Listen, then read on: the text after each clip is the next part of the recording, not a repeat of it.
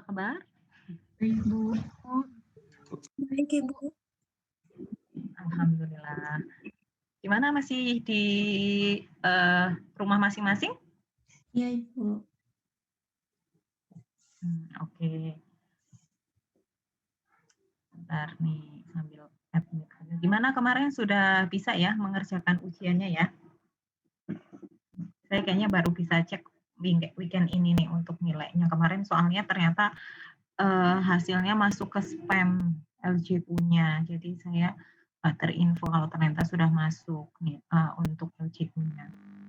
Baik, terima kasih teman-teman tadi sudah mengisi sebenarnya kayak evaluasi aja ya, evaluasi atau itu kan untuk melihat kira-kira kita itu punya karakter seperti apa, walaupun belum tentu benar juga sih gitu kan, belum tentu 100% benar, tapi mungkin beberapa sesuai sama karakter kita gitu sih. Kalau saya sih pernah ikut tes semacam itu, hasilnya ternyata memang ya sebenarnya mirip-mirip sih memang sama karakter saya kalau menurut diri saya ya, itu mirip dengan karakter saya. Jadi hari ini kita akan diskusi tentang konsep diri gitu ya. Ya mirip-mirip kayak motivasi gitu sih ya, gitu ya, untuk yang setelah,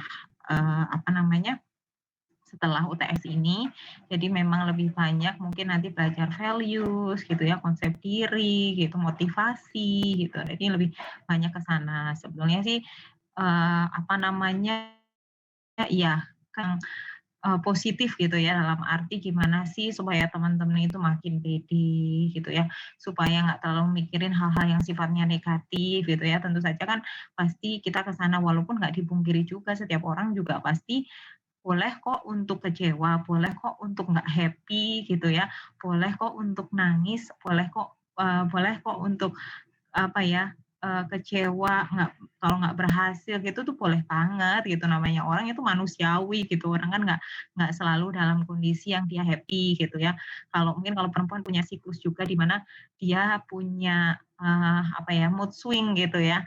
Kadang dia memang apa-apa nih, tapi apa aja yang orang lakuin kok kayaknya bikin sebel gitu. Nah itu kan, sebetulnya itu kayak mood swing aja gitu, padahal sih sebenarnya ya nggak ada masalah gitu ya, setelah dipikir-pikir ngapain juga sih marah-marah, orang ada masalah apa-apa gitu, cuman ya itu bagian dari hormon gitu ya. Tapi juga mungkin pada waktu itu juga kebetulan tuh ada kejadian-kejadian PT juga gitu kan ya, jadi ya cocok lah gitu waktunya, timing-nya, sama kondisi hormon kita, sama kondisi kita pada waktu itu tuh ternyata pas gitu. Begitu juga mungkin kejadian-kejadian kan juga kita nggak mungkin ya hidup itu selalu berada di atas, seneng terus gitu, kayaknya sih jarang banget lah orang seperti itu gitu, pasti ada masa turunnya juga gitu. Nah, jadi tujuannya sih lebih kepada kalau pas lagi turun kira-kira kita tuh mesti gimana ya, di atas kita mesti seperti apa juga gitu. Jadi, mungkin lebih ke sana sih gitu, tapi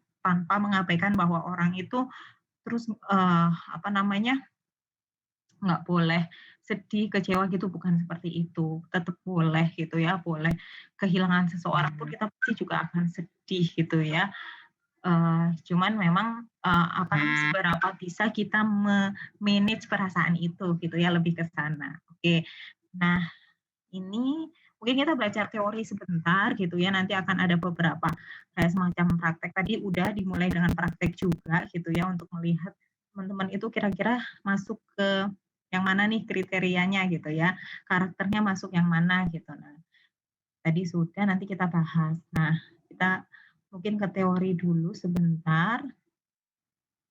Jadi ini kita belajar tentang konsep diri. Nih, kalau dilihat-lihat kan saya ngambil fotonya foto-foto yang orang lagi seneng aja lah ya, biar kita lebih positif ngelihatnya gitu.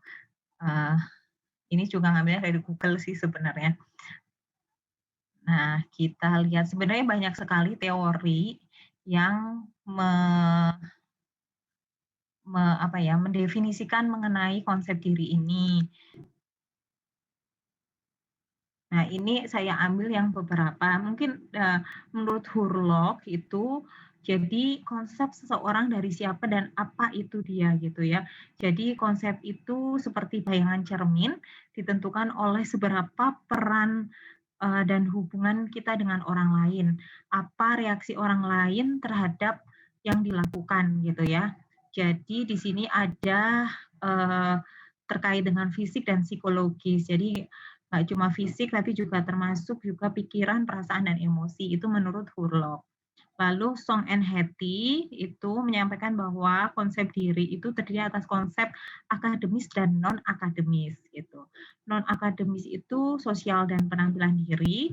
Jadi kalau uh, menurut Song and Hattie itu ada konsep diri akademis, konsep diri sosial dan penampilan diri itu menurut Song and Hattie.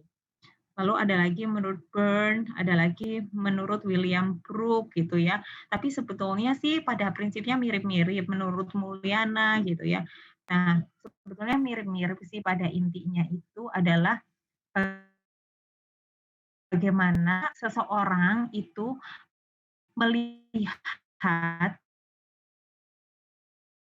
dia terkait dengan fisik, tapi juga psikologisnya, interaksinya dengan orang lain, emosional, harapan atau aspirasi, prestasi gitu ya.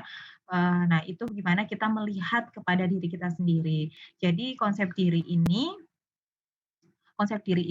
mencakup citra diri, fisik, citra fisiologis dan sosial. Jadi interaksi fisik dan psikis. Nah, ini sebenarnya sama nih ya. Jadi segala sesuatu tentang kita, jadi yang memang kalau kan kita pengen doing something gitu ya, better gitu, yang dilihat ya memang harus dari diri kita dulu gitu ya, bukan dari orang lain. Jadi diri kita itu seperti apa dan mestinya harus bagaimana gitu ya. Nah, itu dari diri kita. Kita punya harapan apa, kita punya pandangan diri kita dari kita sendiri sebetulnya. Nah, ini nanti mungkin saya tuliskan di chat untuk ini. Jadi sebetulnya menurut tadi kan kita sudah belajar mengenai definisinya konsep diri apa sih? Oh, cara kita melihat ke dalam diri kita sendiri, baik terkait dengan fisik kita, psikologis kita, dan juga terkait interaksi kita dengan orang lain dalam hal ini sosial. Nah, bagian dari konsep diri itu ada 3. Yang pertama itu self ideal, self image dan self esteem gitu ya. Jadi self ideal itu apa sih? Jadi self ideal ini berisi harapan, impian, visi, idaman gitu ya. Jadi apa yang pandangan kita terhadap halnya kita apa sih terhadap sesuatu hal itu self ideal. Jadi misalnya kita ngelihat orang gitu ya, ngelihat orang kok kayaknya dia keren ya kalau jadi kayak dia ya gitu. Nah itu self ideal nih masuknya ke sana. Jadi ada harapan kayaknya jadi orang tertentu seru gitu ya. Nah itu self ideal. Terus kita punya cita-cita gitu ya. Cita-cita itu self ideal. Lalu ada self image gitu ya. Self image itu bagaimana kita melihat kepada sikap kita gitu ya, membayangkan sikap kita sendiri dalam bertingkah laku dalam situasi tertentu gitu. Jadi kita kayak apa ya gitu saat itu gitu ya dalam hal tertentu. Nah, itu kita melihat diri kita sikap kita seperti apa itu self image. Lalu self esteem gitu ya. Jadi seberapa besar kita menyukai diri kita sendiri, ini self esteem. Makanya self esteem tuh agak cukup related dengan percaya diri karena ketika kita suka sama hal dalam diri kita, kita dengan mudah untuk bisa menunjukkannya kepada orang lain gitu ya. Makanya self esteem ini sangat relate dengan percaya diri gitu ya. Jadi gimana kita berpikir, merasa, bertingkah laku gitu kan ya. Jadi menjadikan kita menyukai diri kita sendiri. Nah, mungkin tadi sih sebenarnya udah ada yang dijawab di itu ya di Google Form juga. Nah ini mungkin dijawab di chat aja nih. Yang pertanyaan ini bentar saya ketikin.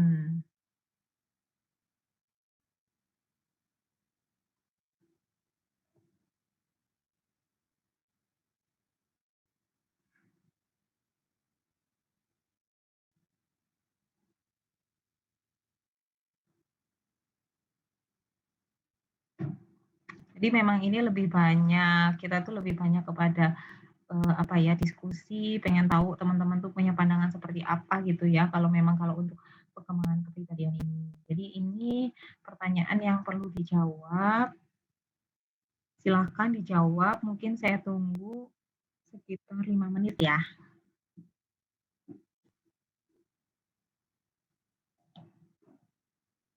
Kalau misalkan malu, boleh jawabnya japri ke saya aja gitu, nggak perlu ke semua orang.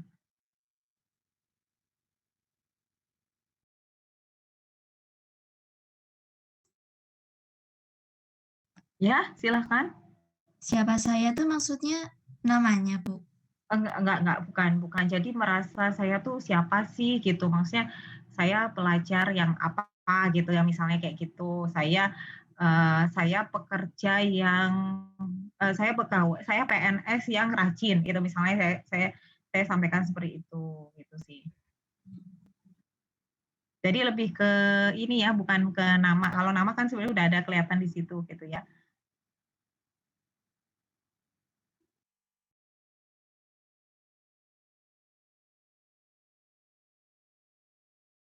Lihat dulu. Jadi memang ini sih tujuannya untuk melihat sebenarnya kita tuh melihat diri kita seperti apa gitu ya sekarang ini. Lalu kita punya harapan apa dan seberapa besar kita menyukai diri kita gitu ya dari konsep diri, bagian utama dari konsep diri ini. Nah, konsep diri itu ada yang sifatnya negatif dan juga ada yang positif ya. Wajar ya, karena memang kadang kita di kondisi tertentu kita merasa bahwa, kita kok kayaknya nggak terlalu berhasil gitu ya, kita menganggapnya seperti itu. Padahal mungkin kita sudah doing something yang menurut orang lain tuh sangat bagus gitu ya. Nah itu kadang yang nggak bisa kita lihat oleh diri kita sendiri, kadang orang lain malah yang bisa melihat hal tersebut.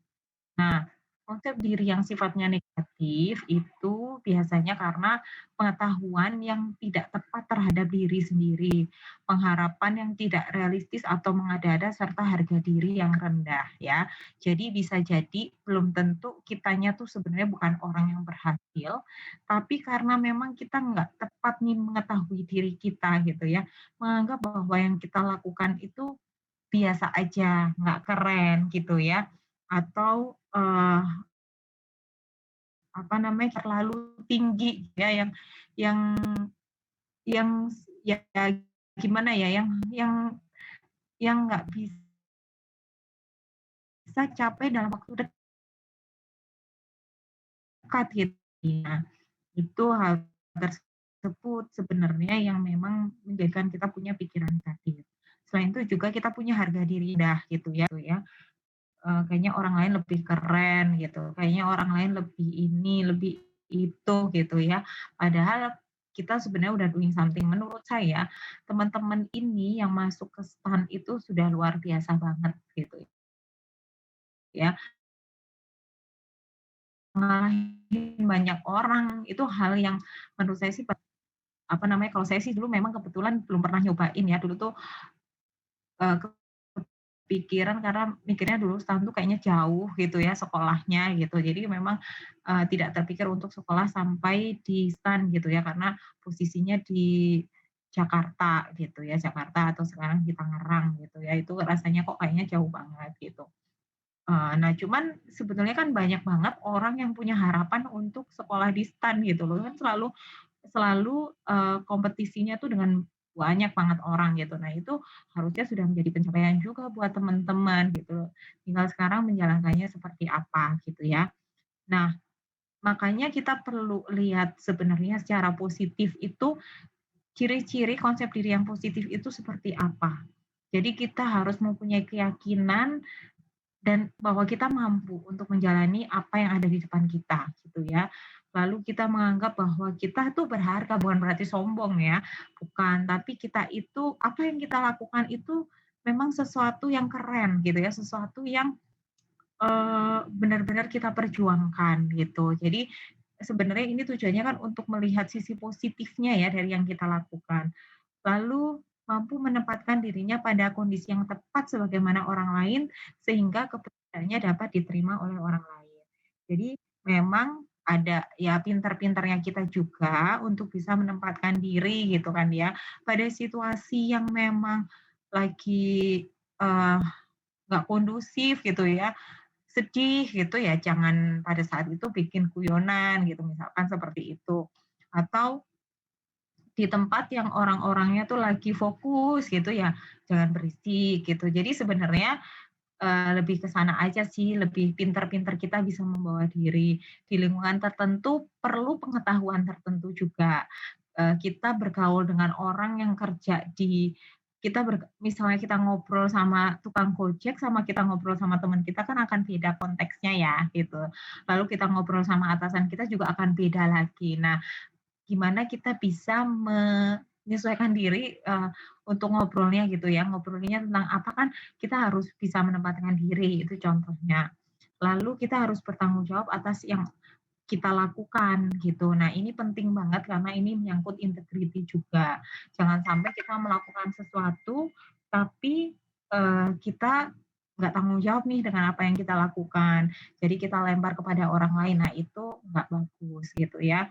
Ini penting banget, jadi tanggung jawab gitu ya. Apapun misalnya kesalahannya ya kita harus berani untuk melakukan tanggung jawab itu, gitu. Pada generasi-generasi sebelumnya sih memang saya nggak tahu kalau teman-teman seperti apa, nanti boleh cerita juga.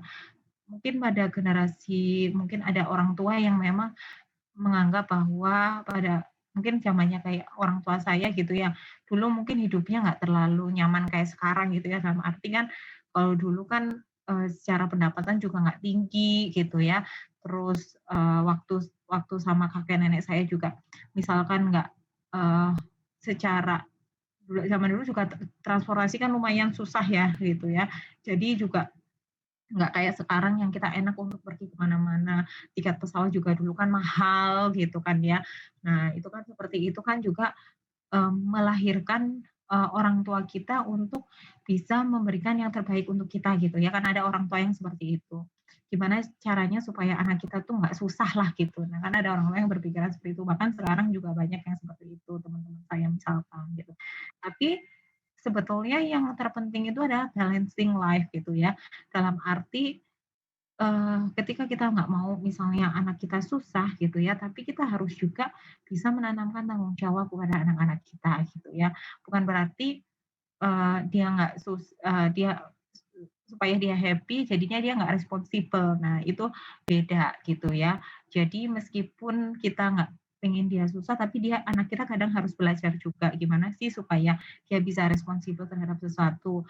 Jangan-jangan suatu saat nanti dia jadi orang yang careless, yang nggak jelas gitu ya, nggak mau tanggung jawab. Nah itu kan akan susah. Jadi memang harus dari kecil juga hal-hal semacam ini tuh ditanamkan. Nanti mungkin teman-teman kalau misalkan punya anak gitu ya, itu harus juga ditanamkan sejak dini juga supaya anak-anak responsibel. Pernah saya dapat suatu cerita misalkan contoh sederhananya waktu salah seorang itu, ini salah satu dosen UI sebetulnya.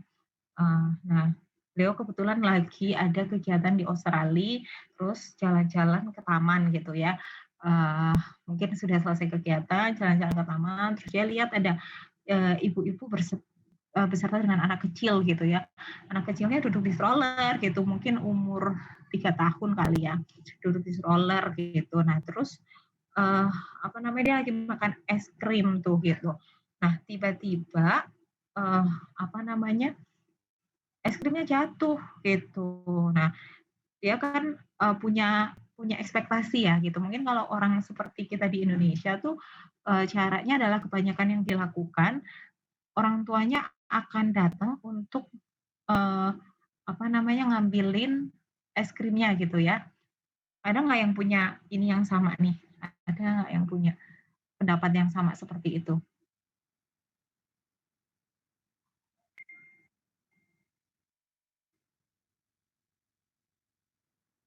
Sorry. Kira-kira kalau orang Indonesia itu nggak yang dilakukan? Dia akan ngambilin es krimnya, untuk dibuang ke tempat sampah. Kira-kira kalau orang Indonesia kebanyakan akan melakukan itu nggak?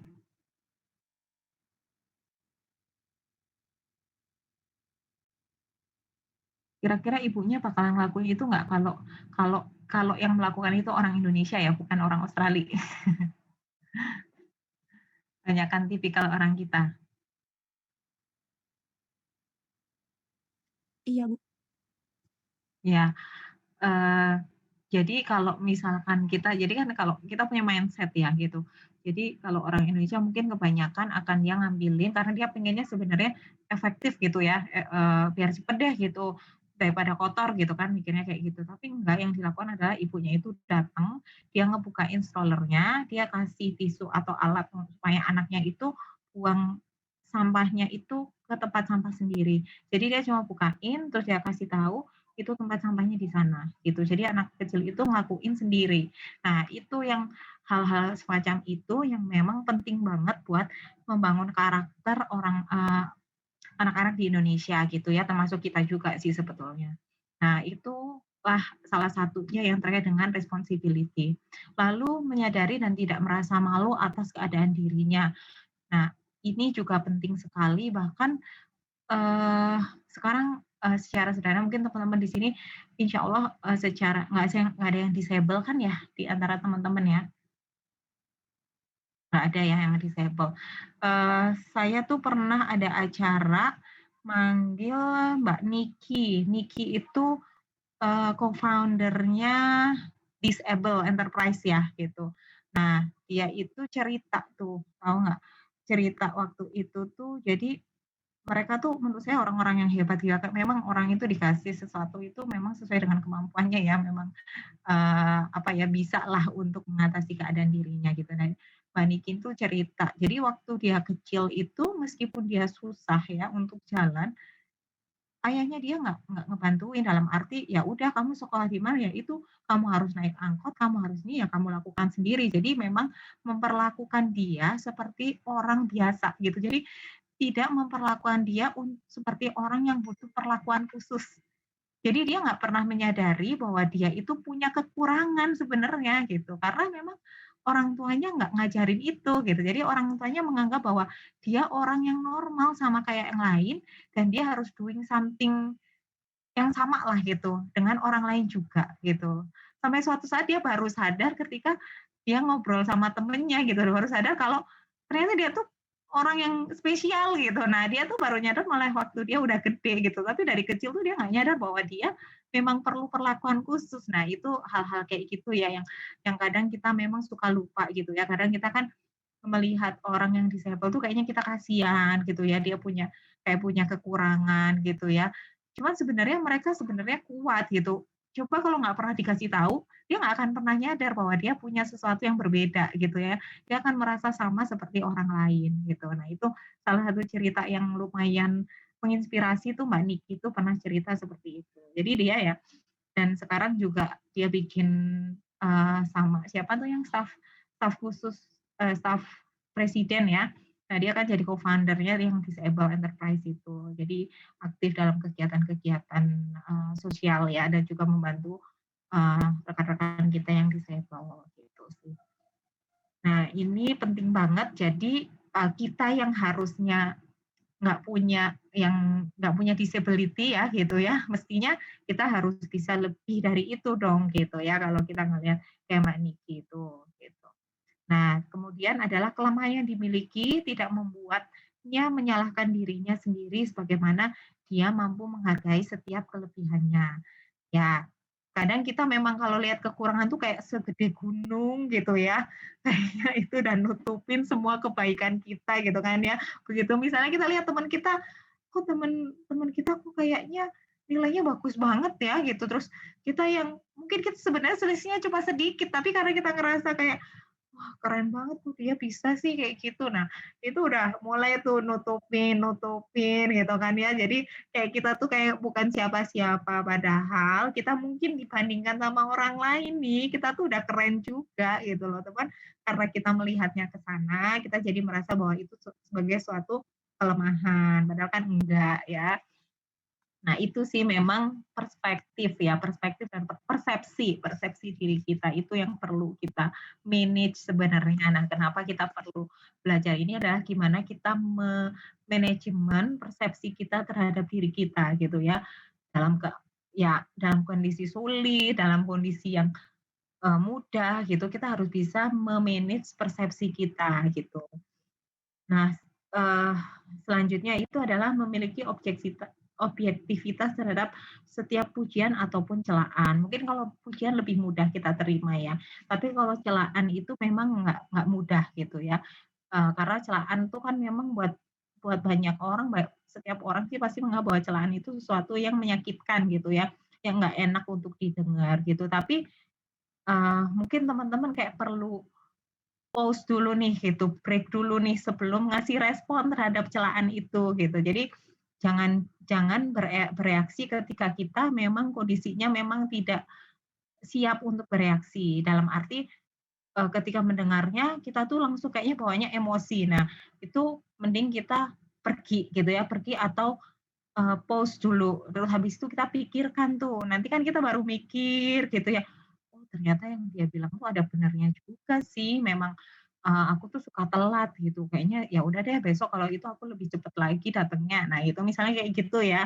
Nah itu kan kita sebenarnya perlu waktu untuk introspeksi diri untuk melihat diri kita lagi. Nah, jangan sampai kita memang bereaksi pada waktu itu, karena kalau kita bereaksi pada waktu itu, pasti yang ada kita jatuhnya emosi gitu kan ya, pasti akan jatuhnya seperti itu. Makanya ketika kita ada, celaan atau kritikan gitu, yang perlu kita lakukan adalah pause dulu. Kita break, kita diam dulu, baru nanti kita kasih respon setelah kita memang kondisi emosinya sudah turun gitu ya. Nah, terus habis itu tidak mengingkari atau merasa bersalah atas dorongan-dorongan emosi yang ada pada dirinya. Nah, ini penting banget yang tadi bahwa mungkin, eee, ya kita tahu kan ada istilah toxic positivity gitu ya, dalam arti bahwa orang tuh kok kayaknya dituntut harus berpikir positif terus ya gitu. Padahal ya enggak juga sih, bukan berarti seperti itu. Orang punya hak juga untuk sedih, orang punya hak juga untuk marah gitu ya, untuk sebel, untuk kecewa gitu. Cuman memang gimana kita me-manage perasaan-perasaan negatif itu gitu ya. Gimana kita bisa menyampaikan dengan cara yang baik hal-hal yang nggak enak itu gitu. Nah itu yang memang perlu kita belajar gitu.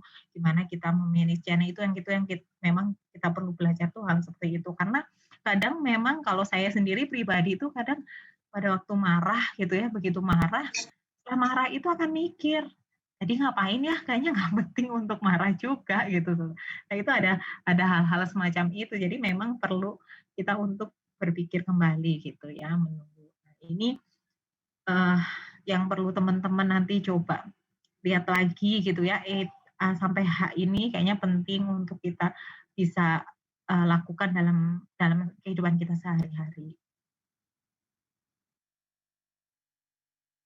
Nah, eee, jadi kan konsep terhadap diri kita itu sebetulnya itu akan terus berubah gitu ya. Berubahnya sejalan dengan apa sih? Dengan pengetahuan yang kita miliki, dengan harapan kita kan pasti beda dong. Harapan kita waktu kecil sama harapan kita sekarang pasti beda. Dulu mungkin cita-citanya jadi dokter atau dari yang lainnya gitu ya, tentara gitu misalnya. Sekarang pasti punya harapan lain yang lebih realistis. Nah, seperti itu kan akan beda. Penilaian orang terhadap kita itu akan berpengaruh sama konsep diri gitu. Sedikit atau banyak pasti akan mengubah diri kita. Ketika orang lain menyampaikan sesuatu hal yang membuat diri kita terus berpikir ya, terus, "Oh iya ternyata memang kayaknya aku perlu explore lagi nih, skill aku di apa gitu. Nah itu kan mengubah diri kita. Lalu lingkungan kita, pengetahuan kita gitu tuh juga berpengaruh. Mungkin teman-teman yang pasti kan teman-teman juga yang masuk STAN itu juga dipengaruhi oleh knowledge ya, oleh lingkungan gitu. Oleh orang tua mungkin, oleh teman gitu kan ya, oleh, sesuatu yang sifatnya knowledge itu dalam arti teman-teman misalnya lihat di Google gitu, stan itu seperti apa gitu ya. Terus ada, dipengaruhi juga dengan harapan, dalam arti, oh punya cita-cita apa sih, mungkin ada yang memang punya cita-cita untuk masuk STAN gitu ya. Nah itu kan memang dari pengetahuan tadi kita jadi punya cita-cita untuk masuk STAN gitu ya. Nah itu, lalu orang juga memberikan penilaian yang seperti apa kepada kita. Misalkan ada orang ngomong, "Wah, kamu ternyata pinter, akuntansinya kayaknya kamu cocok deh masuk STAN," gitu. Nah, kayak gitu kan jadi bikin mikir ya orang, "Oh iya ya, apa iya ya? Apa aku cocok ya untuk ke sana?" Nah, kayak gitu kan jadi melihat ke konsep ke diri kita sendiri, kita jadinya itu seperti apa gitu. Jadi 3 hal ini cukup berpengaruh dalam membentuk konsep diri kita. Jadi konsep diri kita tuh nggak statis, nggak cita-citanya cuma itu aja, terus kita cuma punya pandangan diri kita cuma seperti itu aja, enggak. Pasti berubah dengan berjalannya waktu gitu kan. Yang tadinya kita cuma pengen jadi anak yang rajin, ternyata kita bisa lebih dari itu gitu ya. Yang tadinya kita pengen sekolah cuma sampai D3, ternyata kita pengen sampai S2. Nah, itu kan berubah terus ya gitu. Nah, yang tadinya kita pengen dapat penilaian dari orang itu cuma apa namanya, nilainya cukuplah dapat nilai paling enggak lulus aja gitu. Ternyata wah, kayaknya nggak bisa nih kalau kayak gini, teman-temanku pada bisa nilainya lebih dari itu. Nah, kayak gitu-gitu kan berpengaruh nih, pengetahuan, harapan, dan penilaian orang itu berpengaruh sekali dengan konsep diri kita. Makanya, memang kenapa pengetahuan itu dalam arti kita itu bergaul itu penting, karena itu akan mempengaruhi diri kita gitu ya.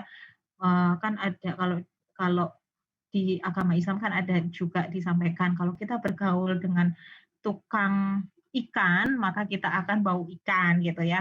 Ketika kita bergaul dengan Tukang apa parfum, ya, apa, jual parfum.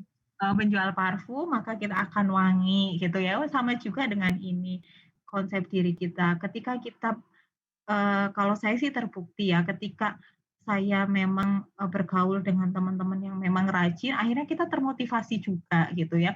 Saya juga dulu sama mungkin struggle juga ketika saya kuliah.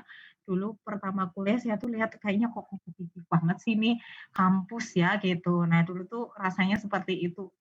Pertama-pertama buat saya juga cukup berat ya gitu waktu saya kuliah gitu ya.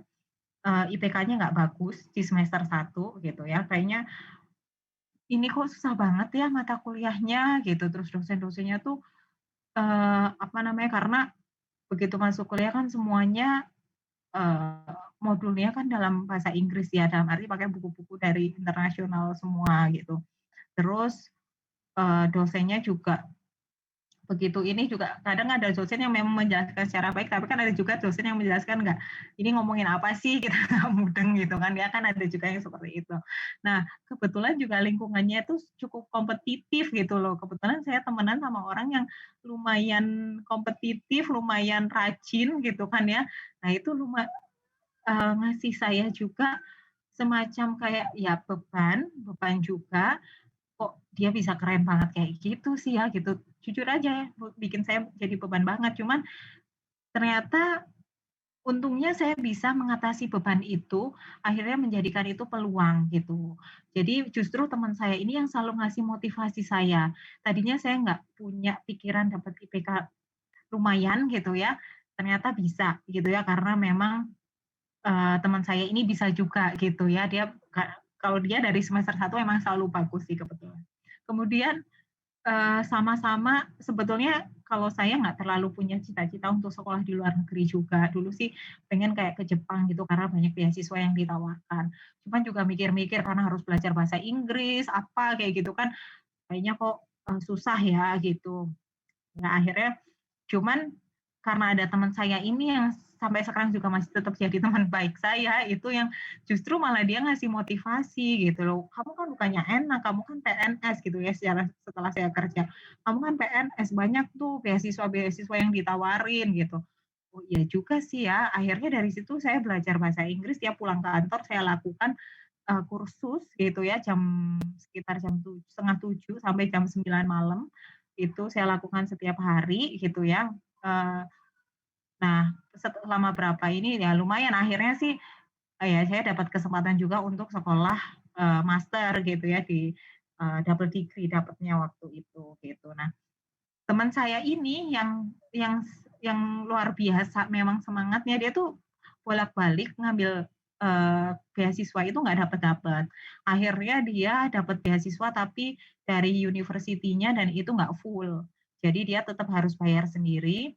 dan dia kebetulan kerjanya di bank, bukan PNS atau apa gitu ya, di bank. Jadi dia itu kayak ngumpulin bonusnya, tabungannya gitu ya, untuk kuliah gitu, untuk biaya hidup dia selama kuliah gitu. Jadi kalau saya ngelihat dia sih dia luar biasa banget.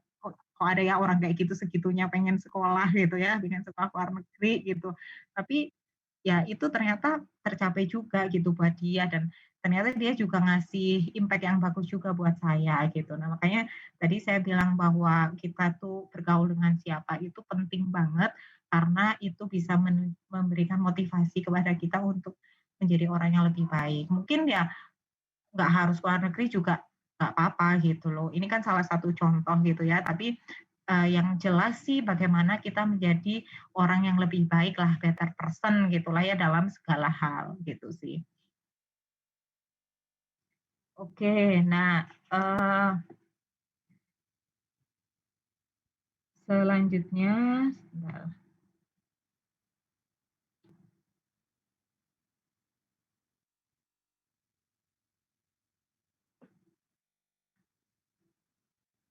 Nah di sini terkait sama konsep diri dan perilaku. Jadi konsep diri itu memiliki peranan yang penting untuk menentukan perilaku seseorang gitu ya. Yang pertama itu self concept as maintainer of inner consistency. Jadi konsep diri itu memiliki peranan penting untuk mempertahankan keselarasan batin gitu ya. Jadi inner konsistensi. Jadi ketika seseorang itu punya ide, perasaan, persepsi, atau hal lain yang tidak seimbang dan bertentangan, maka akan terjadi suatu situasi psikologis yang nggak menyenangkan gitu ya. Jadi untuk menghilangkan hal tersebut, maka harus memilih nih apa namanya, memilih mempertahankan kesesuaian antara individu dengan lingkungan dengan cara mengubah dirinya seperti yang diungkapkan lingkungan untuk menyesuaikan diri. Jadi ketika ada pergolakan dalam diri kita, kita harus mencari keseimbangan gitu ya, intinya seperti itu. Jadi ketika kita ada suatu hal, kan pasti kita punya konflik ya dalam diri kita. Kita harus memutuskan nih, kita akan menjadi seperti apa gitu. Kita akan merespon konflik itu seperti apa. Nah, itu eh, apa namanya, menjadi salah satu peran penting dari konsep diri itu. Jadi gimana kita bisa menyeimbangkan antara hal yang dalam diri kita dengan yang terjadi di luar lingkungan kita gitu, yang terjadi di luar dari diri kita gitu. Jadi kita harus mencapai keseimbangan itu gitu. Misalnya ada hal yang nggak enak gitu ya, ada konflik dalam diri kita, misalkan yang mungkin yang paling contoh yang mudah itu, misalkan saya pernah juga kejadian apa namanya, waktu saya pertama masuk kan masih ada yang namanya dikasih uang sama stakeholder gitu ya, gitu. Itu masih ada praktek seperti itu gitu. Nah, pada waktu itu saya sebenarnya nggak nyaman gitu dengan kondisi itu. Nah, saya harus gimana caranya saya bisa menyamankan diri saya gitu kan ya. Itu kan konflik dalam batin saya ya. Yang saya lakukan adalah saya harus ngikutin apa yang dalam diri saya gitu. Makanya saya akhirnya ngambil sikap gitu ya. Nah, pada waktu itu saya diskusi dulu dong tentunya sama atasan atau orang lain yang memang saya percaya di situ. Saya sampaikan, ya nggak apa-apa kalau kamu memang sudah punya sikap, orang akan punya persepsi tentang diri kamu gitu. Jadi kamu sudah kayak memposisikan diri seperti apa gitu. Jadinya kan orang akan mikir-mikir gitu, misalnya sama saya misalkan terkait sama hal yang terkait sama tadi integrity gitu ya. Nah itu nah akhirnya saya ambil sikap dan saya, ya udahlah nggak apa-apa, memang saya daripada saya nggak merasa nyaman ya dengan diri saya, ya saya pilih bahwa saya kembalikan kepada orang yang ngasih gitu ya. Eee, saya nggak sampaikan sih secara langsung, karena kalau secara langsung pasti akan ditolak gitu. Saya kembalikan gitu ya, sempat jadi problem juga karena kebetulan salah satu atasan itu ada yang nerima gitu ya, dan apa namanya, dia mungkin ngerasa sebenarnya malu mungkin ya gitu, karena kok anak buahnya kembaliin, gue enggak gitu ya, mungkin seperti itu gitu ya, dan saya sempat dipanggil gitu, tapi saya udah ready dengan hal tersebut gitu. Nah itu mungkin salah satu contoh, mungkin teman-teman di sini juga udah pernah punya konflik gitu ya dalam diri itu seperti apa. Nah, kita harus bisa memanage itu gitu. Gimana ya supaya ini, dan harus bisa mempertimbangkan juga resiko-risikonya seperti apa, konsekuensinya kita harus pikirkan gitu. Jadi pada waktu itu juga saya sudah memikirkan konsekuensinya gitu ya. Lalu yang kedua adalah self concept as interpretation of experience gitu ya.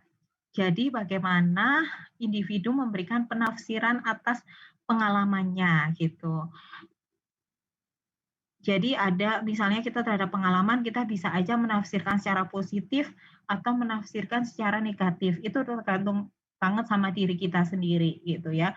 Bisa jadi yang menurut orang, wah apa namanya, jadi juara 2 kan bagus, tapi buat kita nggak cukup juara 2 buat saya harus juara 1 gitu. Nah, itu kan beda nih gitu. Nah, gimana kita bisa manage hal itu untuk melihat bahwa sebenarnya jadi juara 2 juga oke gitu, karena sebenarnya udah masuk ke, top list lah gitu, seperti itu ya. Jadi memang kita harus punya, apa namanya, konsep diri itu berpengaruh terhadap pengalaman-pengalaman yang kita miliki gitu, apa pengalaman yang kita miliki gitu. Nah, itu akan berpengaruh. Lalu yang berikutnya adalah self concept, set of expectation. Jadi, konsep diri berperan dalam penentu pengharapan individu. Jadi, nah ini tuh penting ya. Teman-teman mungkin ada yang, kalau saya percaya nggak percaya sih, ketika kita punya punya harapan terhadap hal tertentu, itu kebanyakan akan tercapai gitu ya, ketika teman-teman yakin untuk melakukan sesuatu. Misalkan saya pernah tuh, salah ngeset target tes TOEFL waktu itu IPT ya. Saya tuh mikirnya gini, ya udahlah aku dapat segini aja nggak apa-apa gitu. Tapi targetnya itu sebenarnya nggak sesuai sama, belum belum belum sesuai sama tujuan universitas saya gitu. Tapi secara kelulusan waktu saya departur dari kantor itu sudah mencukupi gitu. Jadi mikirnya ya udahlah nggak apa-apa, aku dapatnya yang penting apa namanya, lulus dulu aja gitu. Makanya saya set set target tertentu tuh gitu. Ternyata bisa gitu. Makanya waktu dapet target itu jadi lah tahu gitu kan kita set target yang lebih tinggi gitu kan ya. Seperti itu kan. Nah, makanya menurut saya sih teman-teman kalau misalkan memang punya target tertentu, yakini aja bahwa bisa mencapai target tersebut gitu. Ya kalau saya sih percaya bahwa kata-kata itu doa gitu ya, harapan itu juga doa gitu. Mau dibilang realistis atau enggak, tapi kalau misalkan kita mau berusaha untuk mencapainya sih saya yakin bisa gitu. Nah itu, apa namanya, yang terkait sama, self concept as set of expectation. Jadi memang kita harus punya keyakinan juga terhadap harapan yang kita miliki gitu ya. Nah, nanti kalau ada yang mau cerita silakan silakan. Ini lebih banyak ke diskusi kok emang. Terus lanjut, ini apa sih?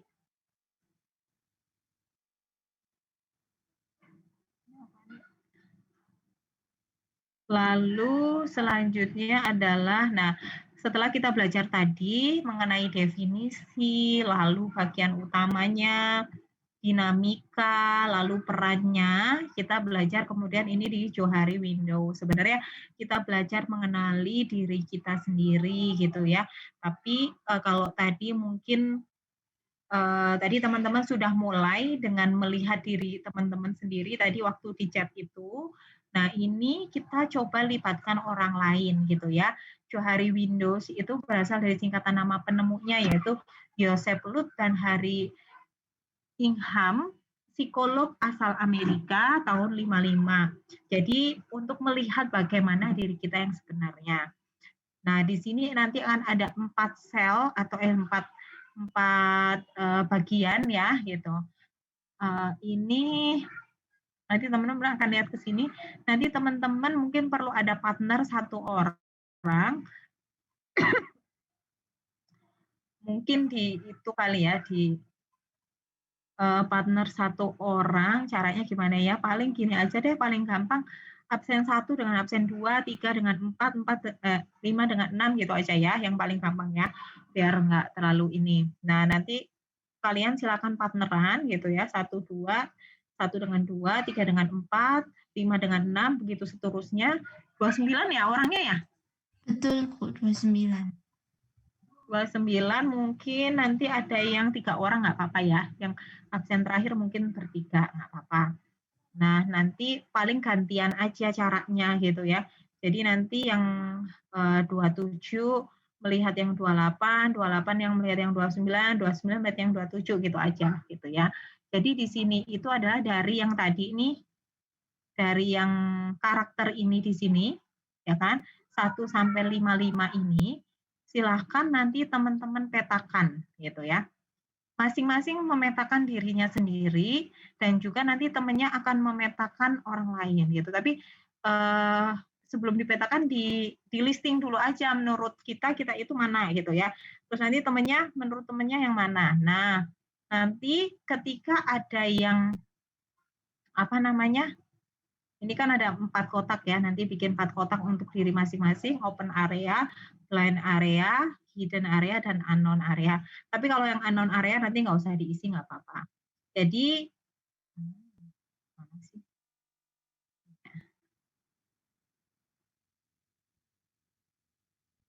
Jadi nanti caranya adalah ketika teman-teman itu mengisi apa namanya, ketika jawaban teman-teman dan temannya yang satunya itu sama, maka karakter itu ditaruh di open area gitu ya. Misalnya saya dan siapa ya di sini ya? Saya dan Mbak Anissa misalkan ya. Saya dan Mbak Anissa gitu ya. Saya melihat Mbak Anissa tuh orang yang ceria gitu. Mbak Anissa juga menganggap dirinya ceria. Maka kata ceria itu akan saya taruh di open area gitu ya. Tapi ketika Mbak Anissa itu melihat pada bentar saya takut salah nih sebentar ya. Khawatir salah ini penjelasannya bentar.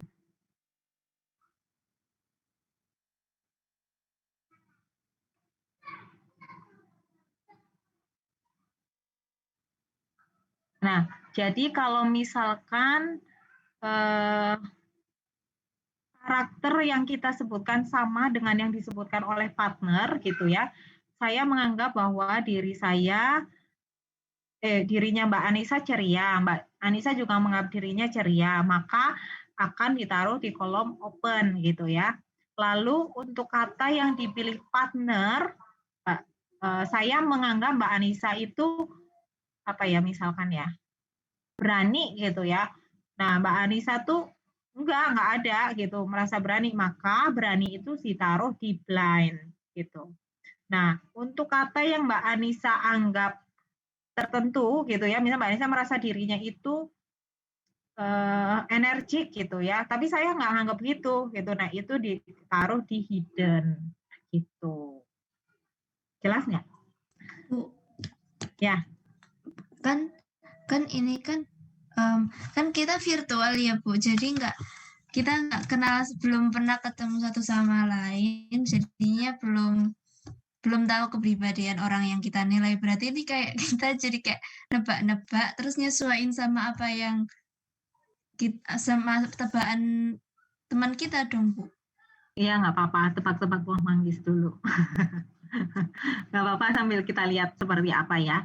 Mungkin ada yang udah mulai kenal atau mungkin nanti coba di breakout room 10 menit tapi bukan berarti untuk ya udah kamu jawab ini aja, bukan kayak gitu ya. Nanti ngobrol gitu, kamu dari mana, apa dan lain sebagainya gitu ya. Terus sambil ngelihat kira-kira dia apa ya gitu. Terus kalau aku apa ya gitu. Terus dituliskan nanti disusun di itu gitu aja ya kali ya, biar mengenal kira-kira partnernya itu seperti apa.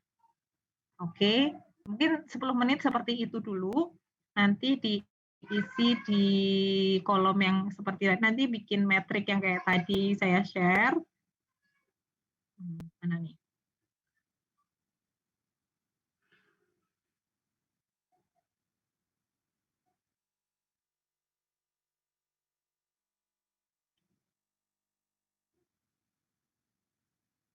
Ya, jadi kalau yang sama itu di open area. Kalau yang partnernya nganggap sesuatu dia taruh di blind. Terus kalau yang kita itu di hidden. Ya, nggak kebalikan ya, saya takut kebalik juga.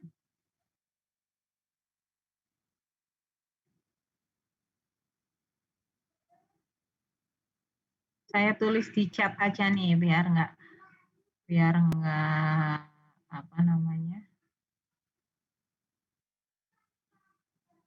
biar nggak bingung.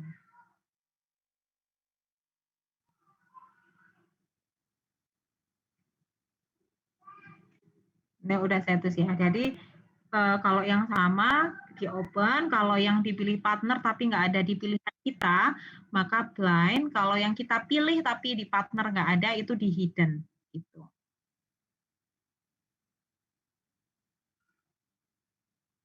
Oke, 10 menit.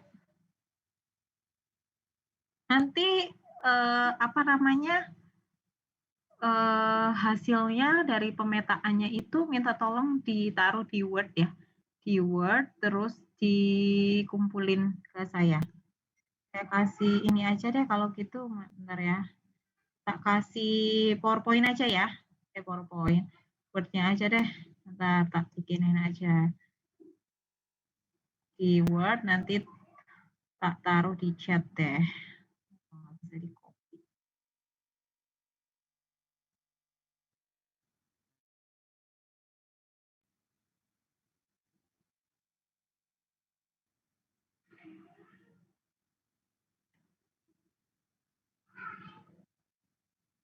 Yang unknown nggak usah diisi ya, yang unknown ya.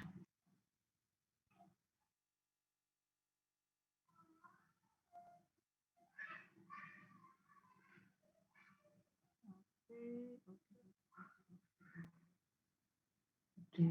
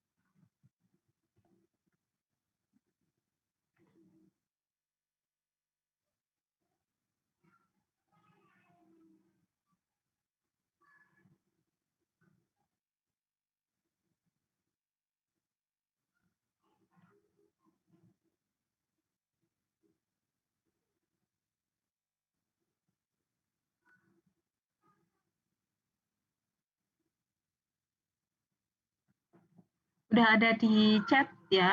Kok nggak?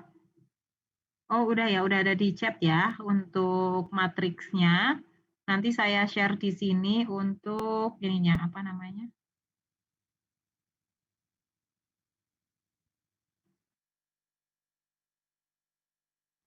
Atau gini aja ya, saya agak susah untuk iniin breakout-nya 1 ke 2, 3 ke 4. Saya assign ini aja ya, otomatis ya. Bisa sih ini choose room, tapi agak susah deh. Saya assign otomatis aja ya, berarti kan di sini ada 28, 14 ya. 14 tim gitu. Jadi 2, ada yang 3 nanti. Oke, nanti listnya saya share ke ini deh, ke apa namanya, list ininya saya share ke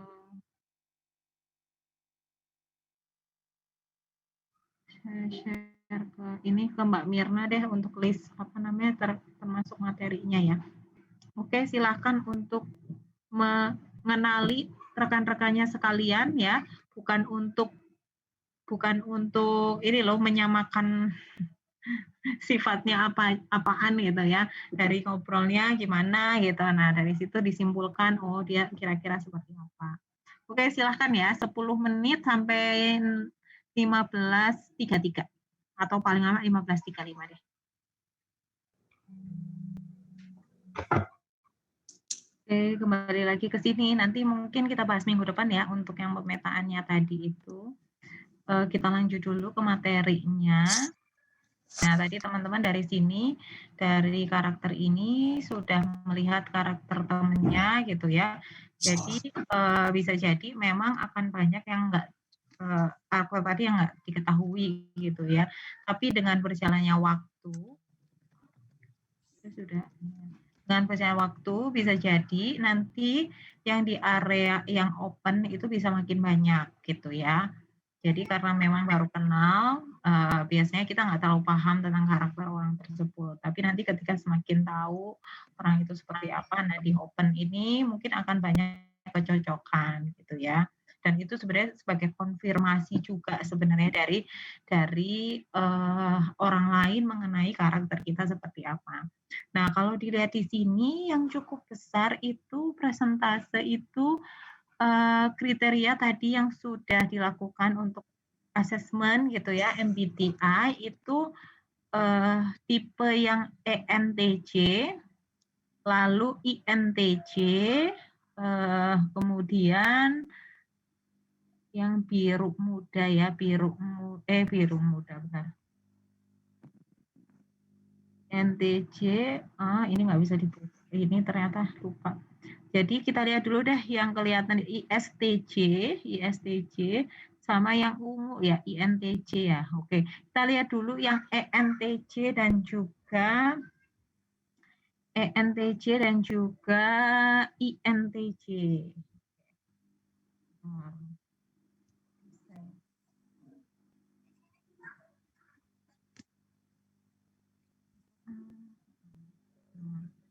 Ini INTJ nih. INTJ adalah orang orisinil, bisa memotivasi agar idenya diterapkan sampai mencapai tujuan. Mereka akan cepat melihat pola dari peristiwa yang terjadi dan dapat muncul perspektif jangka panjang. Jadi orang INTJ akan mengorganisir terlebih dahulu sebelum melakukan sesuatu hal. Mereka terlihat skeptis tapi orang yang mandiri. Mereka punya standar kinerja dan kompetensi yang tinggi baik untuk diri sendiri maupun orang lain. Nah, siapa aja nih yang INTJ? Coba kasih reaksi.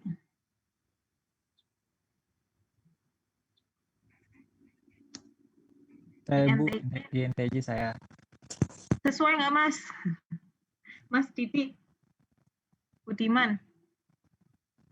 Kira-kira emang orangnya kayak gitu atau enggak? Ya lumayan sih Bu, walaupun nggak ngerti juga ya 100% sesuai apa enggak. Tapi lumayan sesuai sih. Yang harus 100% sih.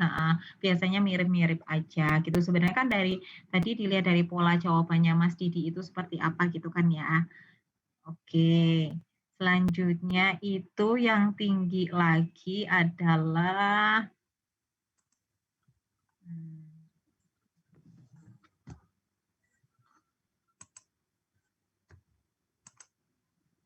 bentar.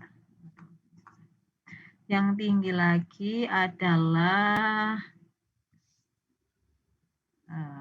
tadi INTJ, ENTJ. Jadi kalau ENTJ,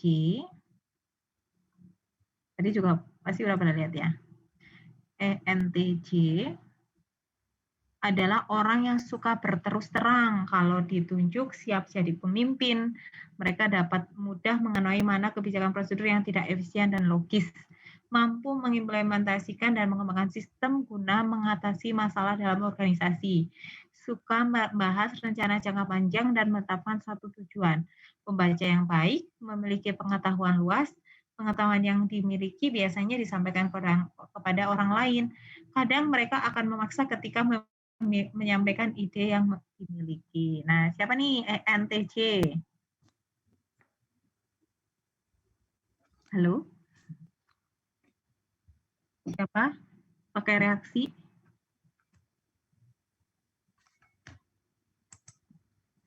Nggak ada? Tadi presentasinya tinggi, masa nggak ada? Siapa ENTJ?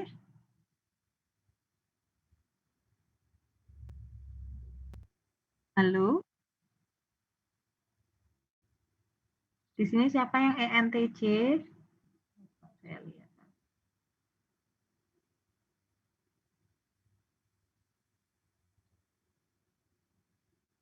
Hmm.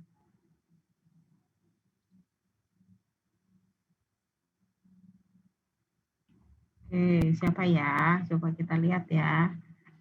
Siapa sih yang ENTJ? Nih. Absen 11. Siapa absen 11? Mbak Erlinda. Iya, Bu.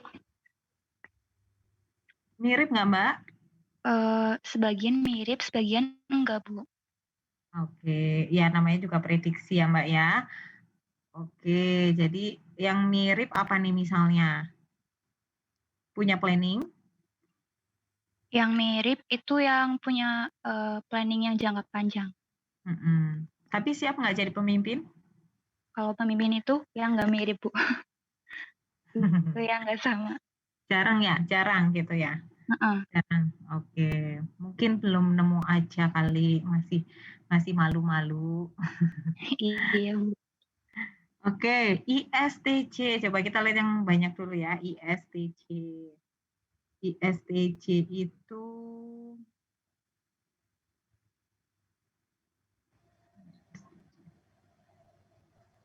ISTJ adalah orang yang serius, tenang, handal, dan teliti meraih kesuksesan. Berorientasi pada fakta, praktis, bertanggung jawab, dan realistis. Bekerja tekun di satu bidang, jika memutuskan sesuatu lebih mengedepankan logika. ISTJ akan senang dengan pekerjaan yang teratur dan tertib, bukan hanya ketertiban di tempat kerja saja yang disukai, tapi juga di rumah dan kehidupan. Memegang tradisi dan loyalitas. ISTJ. Siapa nih ISTJ? Nih ada 2 absen 27 dan absen 5. Siapa tuh? Iya, Bu. Saya, Bu. Mas Reza, kira-kira mirip enggak? Ya, hampir mirip, Bu. Sama pekerjaannya juga mirip sama yang Jadi saya mau. sukanya kerja teratur tertib gitu ya. Loyal, terus serius orangnya gitu ya. Tekun di satu bidang dan kalau memutuskan suatu mengedepankan logika gitu ya Mas ya. Ya, bisa, Bu. Lebih ke realistis saya. Realistis. Emang orang. Oke, sip, lebih ke fakta ya berarti ya. Kalau satu harus berdasarkan fakta gitu ya. Lalu ENFP nih yang lumayan tinggi juga. ENFP itu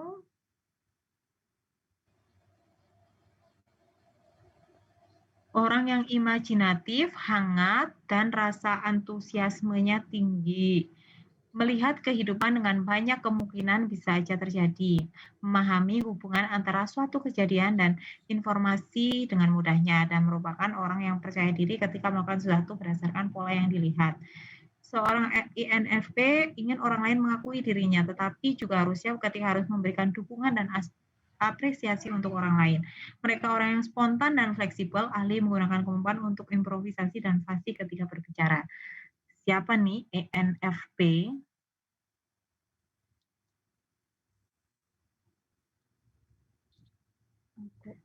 17. 17, siapa 17? 17. Saya, Bu. Tadi audionya nggak masuk. Apa?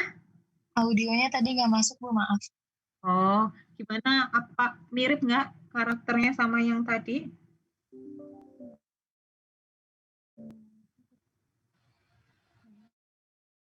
Mbak?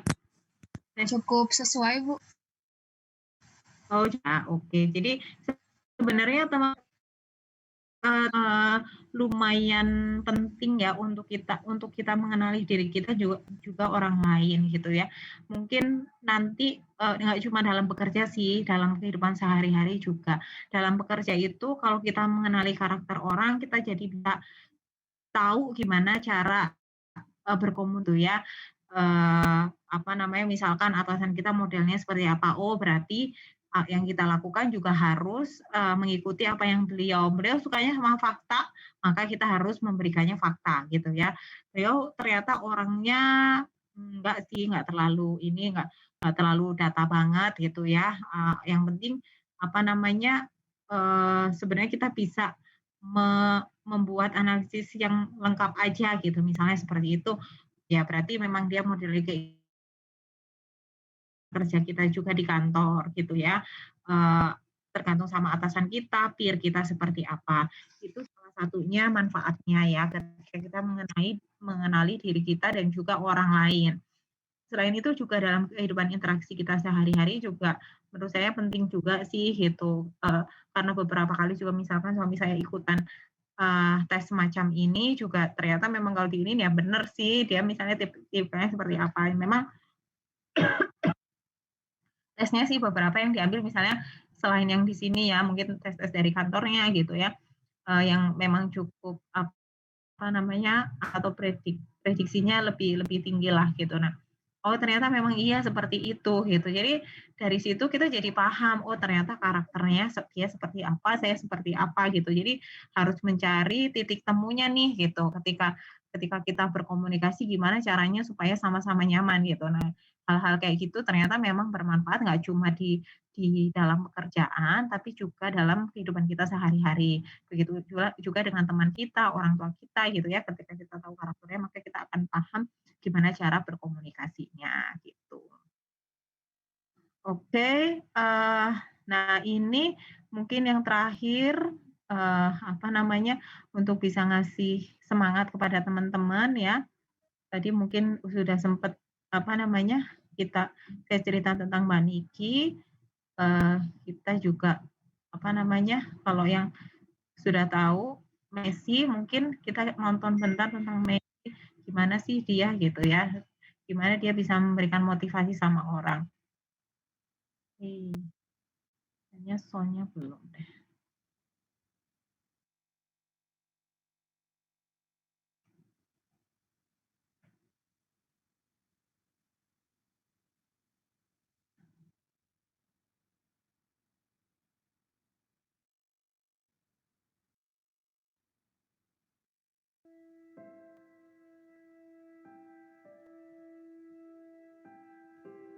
Lionel Messi was born in Argentina and comes from a poor family.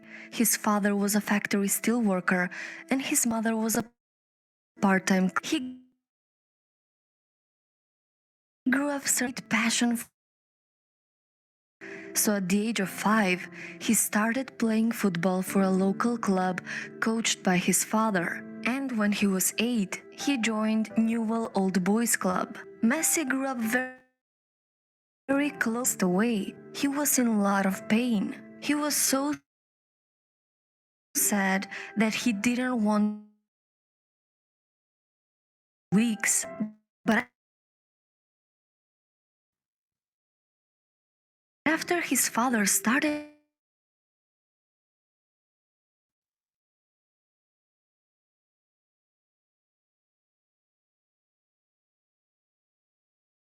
able to grow unless he received special expensive therapy that cost $900 per month. And unfortunately, his parents couldn't afford it, and the club that he was playing for refused to pay for the therapy. But even though Messi was the shortest player in his team, his love for football was limitless, so Messi wasn't discouraged. This obstacle didn't stop him. Messi's talent was so undeniable that football clubs started noticing him. River Plate showed big interest in Messi, but lacked the money to sponsor his medical treatment, so at the end they rejected him because of his medical condition. But soon Messi was noticed by the coach of Football Club Barcelona. He sent an offer to Messi's family. He proposed a trial period so he could see for himself if Messi is worth the hype. If he passed the trial, the club would cover his medical bills, but on one condition: Messi needs to leave his hometown and move to Spain. When his teammates saw him for the first time, they were very surprised and looked at him in disbelief of how short he was. But when he went on the field, they were shocked of how good and talented he was. And the coach was blown away by Messi's abilities and talent. He knew that he was born to play football, so he offered him a contract that would change his life forever on the only thing he had in the moment, a paper napkin. So Messi's first Barcelona contract was actually written on a napkin, and the rest is history. Till today, he has spent his entire professional career with Barcelona. Messi is a goal machine, and he is often considered the best player in the world. At 22, Messi won the prestigious FIFA World Player of the Year award. He has record-tying 5 Ballon d'Or awards and a record 6 European Golden Shoes. And the Barcelona superstar has been named the highest paid athlete in the world. Today his net worth is $400 million. There are so many lessons to be learned from his success story. A man who, despite his health problems, despite his poor financial background, despite all the rejections he faced, he was still determined to achieve his dream and never give up. So what is the secret to his success? The secret behind his enormous success is that there is no secret. You need to work on yourself every single day. Messi's remarkable success did not come by accident or from pure luck. He worked extremely hard and had to give up many things to become who he is today. You have to fight to reach your dream. You have to sacrifice and work hard for it. I start early and I stay late, day after day, year after year. It took me 17 years and 114 days to become an overnight success. Give everything you've got and start working on your dreams today. Oke, nah itu ceritanya Lionel Messi, makanya semangat teman-teman semua. Messi yang ternyata punya kalau jadi andalan gitu kayaknya impossible, pendek gitu kan ya, terus punya kekurangan juga gitu ya, ternyata menjadi orang andalan di Barcelona gitu. Makanya teman-teman yang sebetulnya punya kemampuan lebih harusnya bisa lebih dari Messi dong. Oke, selanjutnya nanti teman-teman kalau biasanya untuk semester ini adalah nanti teman-teman membuat semacam life plan gitu ya, kira-kira nanti ke depannya pengen seperti apa gitu ya, bikin kayak isai, tapi biasanya ngerjainnya nggak seminggu, bisa lebih dari itu, nanti saya cek lagi ke koordinator seperti apa gitu. Nah, tadi yang tugasnya untuk tadi diskusi sama temennya terkait sama karakter tadi gitu ya. Nah, nanti seperti biasa boleh ditaruh di OneDrive ya untuk saya lihat lagi seperti apa. Oke, ada pertanyaan teman-teman? Oh ya, belum ada pertanyaan nih dari tadi. Silakan.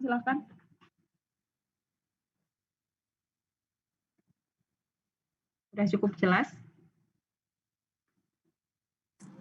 Jelas, Bu. Ya, semangat ya Mas ya. Apalagi dalam kondisi pandemi, jangan sampai ada yang sakit. Di sini nggak ada kan yang kemarin sakit COVID kan nggak ada kan? Ada nggak di kelas ini? Nggak ada, Bu. Soalnya Enggak ada, Bu. Nggak ada. Alhamdulillah, soalnya kalau yang sampai kena itu teman saya itu harus karantina di hotel tertentu gitu. Jadi sebetulnya yang berat itu bukan cuma masalah penyakitnya ya sebenarnya ya, tapi tapi lebih kepada kondisi psikologi kita, psikis kita gitu. Karena kan misalkan karantina harus di hotel gitu kan, di hotel kan juga ruangannya cuma segitu-segitu aja gitu ya. Belum lagi makanan kan juga tergantung pengantaran gitu ya, terus harus minum obat yang banyak gitu. Dari obat itu kan ada efek sampingnya juga, mual, pusing gitu. Nah, kayak gitu-gitu kan sesak gitu. Jadi ada efek sampingnya lah dari pengobatannya gitu dan juga kondisinya karena memang kan kondisinya juga imunnya lagi turun gitu kan pasti nggak enak banget. Jadi pokoknya jaga kesehatan nggak cuma kalau kena tuh nggak cuma kita masalah sakit badan aja, tapi juga psikis kita juga terpengaruh dan itu kan penting banget ya untuk kita ngasih motivasi diri kita gitu. Makanya semangat ya teman-teman semua. Dimanapun berada, ada yang keberatan silahkan disampaikan.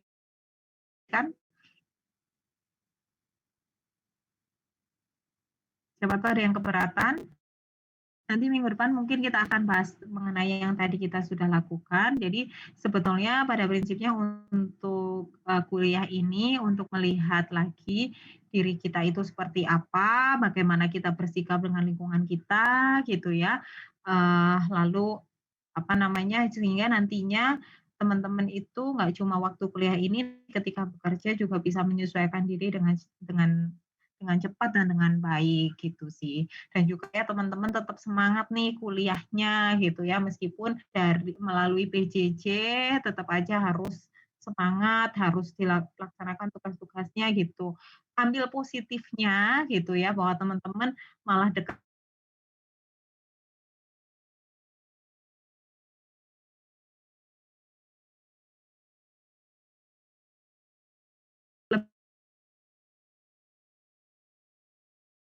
kita dekat sama orang tua kita gitu ya, kita punya kesempatan itu, dan mungkin malah lebih hemat karena kita nggak perlu bayar kos misalkan gitu ya. Kosnya misalnya dipotong, lebih hemat, kita nggak perlu makan di luar gitu kan. Orang tua kita juga lebih pengeluarannya nggak terlalu banyak gitu. Jadi hal-hal itu yang perlu kita syukuri meskipun kita juga nggak pengen dalam kondisi pandemi seperti sekarang. Semua nanti mungkin saya info di grup bila ada penugasan-penugasan. Sampai ketemu lagi minggu depan ya, sukses selalu, tetap sehat semuanya, semoga keluarganya juga selalu sehat. Oke, terima kasih, selamat sore. Assalamualaikum warahmatullahi wabarakatuh. Waalaikumsalam. Terima kasih, Bu. Terima kasih, Bu. Oke, saya minta izin untuk bisa end ya. Oke, Bu. Ya, Bu. Iya.